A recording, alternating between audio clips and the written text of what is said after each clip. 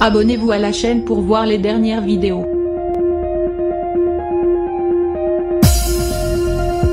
C'est un deuil difficile qui se met en place petit à petit pour la famille royale britannique, près d'une semaine après la mort de la reine Elisabeth II.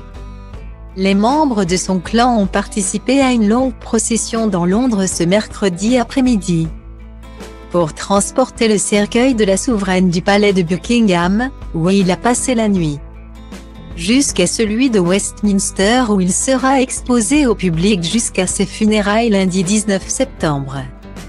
Et c'est le roi Charles III, qui, comme en Écosse ces derniers jours, a mené le cortège, entouré de ses frères et sœurs mais également, pour la première fois, de ses deux fils. Les princes William et Harry, le premier en costume militaire, le second en smoking, puisqu'il a désormais perdu ses titres militaires. Fâchés depuis 2 ans et le départ brusque du cadet aux États-Unis, les frères ont oublié leur querelle pour se rassembler autour de leur père et arpenter les rues de la capitale suivis en voiture par leurs femmes. Kate Middleton et Meghan Markle, qui avaient passé la nuit avec eux à Buckingham Palace après avoir accueilli le cercueil de la reine. Une image de réunion forte qui rappelle forcément un funeste jour de septembre 1997, il y a exactement 25 ans.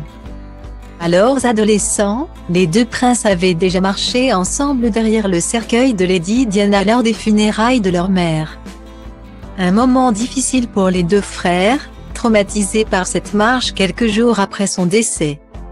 Ceux-ci s'étaient également retrouvés lors d'une procession pour leur grand-père, le duc d'Édimbourg, en avril 2021, mais la reine, voulant éviter toute polémique, les avait séparés grâce à leur cousin, Peter Phillips.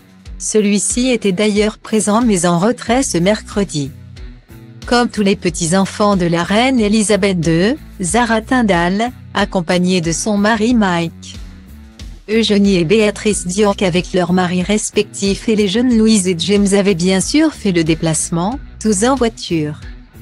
Une famille au complet qu'on avait déjà aperçue ce samedi, à l'exception du roi Charles III et de ses fils. Tous étaient apparus à Balmoral où ils avaient lu, avec beaucoup d'émotion, les petits mots laissés pour la reine. Un exercice que les princes William et Harry avaient répété quelques heures plus tard à Windsor, effectuant leur première sortie à 4 avec leurs femmes pour rencontrer le public massé derrière les grilles du château.